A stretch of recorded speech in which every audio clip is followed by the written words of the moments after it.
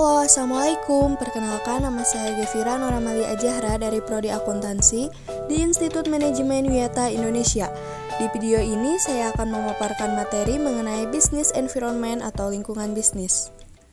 Nah, apa sih lingkungan bisnis? Lingkungan bisnis itu sendiri adalah segala sesuatu yang mempengaruhi aktivitas bisnis dalam suatu organisasi, yang artinya segala aspek dan faktor, baik internal maupun eksternal, yang mempengaruhi kemajuan dan kemunduran secara kuantitatif maupun kualitatif sebuah bisnis dalam suatu organisasi yang tersistematis bisa dikatakan sebagai lingkungan bisnis. Lalu menurut pandangan lain diungkapkan oleh Madurajev dalam bukunya Pengantar Bisnis, menuturkan bahwa keberhasilan suatu bisnis pada umumnya tergantung pada lingkungan bisnis. Dengan kata lain, lingkungan bisnis adalah faktor dasar bagi keberhasilan dan kesuksesan sebuah bisnis. Selanjutnya ada komponen lingkungan bisnis. Lingkungan bisnis dapat diklasifikasikan menjadi dua bagian menurut sebagian pakar ekonom, yaitu yang pertama ada lingkungan internal, lalu yang kedua ada lingkungan eksternal. Komponen internal lingkungan bisnis.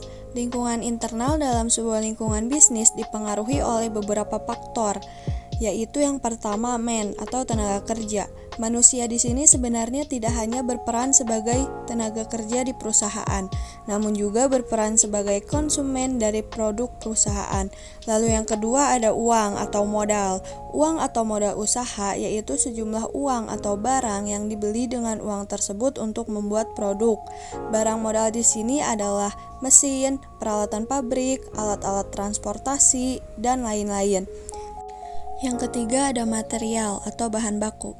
Material ini sangat berpengaruh sekali terhadap kelancaran proses produksi, sebab merupakan faktor pendukung utama dalam proses produksi. Termasuk di sini adalah bahan baku, bahan pembantu, tanah untuk proses produksi, serta bahan lain sebagai penunjang proses produksi. Yang keempat ada mesin. Mesin yaitu penunjang faktor produksi sebuah perusahaan. Sebuah perusahaan tidak akan berdiri tanpa ditopang oleh peralatan dan perlengkapan yang dapat memproduksi barang dan jasa yang berfungsi sebagai output dari sebuah perusahaan. Lalu yang terakhir ada metode atau cara kerja, yaitu merupakan suatu pelaksanaan kerja produktif, misalkan pengambilan keputusan, pemberian ide atau inisiatif, dan pemikiran yang kesemuanya itu ditunjukkan agar pengelolaan sumber-sumber ekonomi dapat berjalan lancar.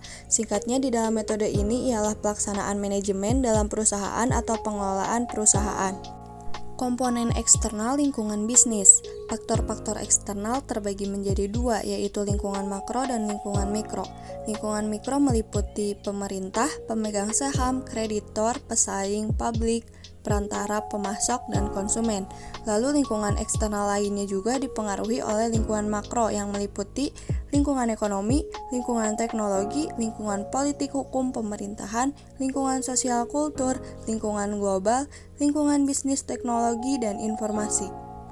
Dikatakan bahwa lingkungan internal lebih tajam pengaruhnya terhadap perkembangan perusahaan dibandingkan dengan pengaruh faktor-faktor eksternal, maka perusahaan harus lebih peka untuk mengikuti faktor-faktor yang terdapat dalam lingkungan internal tersebut, tanpa melupakan adanya faktor dalam lingkungan eksternal. Sikap pebisnis dalam menyikapi lingkungan bisnis yang semakin dinamis. Perubahan lingkungan adalah angka kecepatan dari perubahan lingkungan umum dan lingkungan khusus perusahaan. Perubahan ini terdiri dari perubahan yang stabil, di mana angka perubahannya lambat, dan perubahan dinamis, di mana angka perubahannya cepat.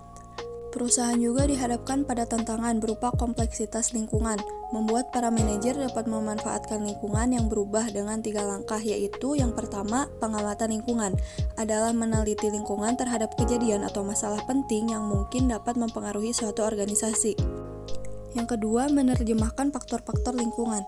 Biasanya manajer menerjemahkan kejadian dan masalah sebagai ancaman atau kesempatan. Jika sebagai ancaman, maka ia akan melakukan langkah untuk melindungi perusahaan. Jika sebagai kesempatan, maka ia akan mempertimbangkan strategi untuk meningkatkan kinerja perusahaan. Lalu yang terakhir ada menghadapi ancaman dan kesempatan. Setelah pengamatan dan menerjemahkannya sebagai ancaman dan kesempatan, maka manajer mengambil tindakan untuk mengurangi dampak dari ancaman dan menggunakan kesempatan untuk meningkatkan keuntungan.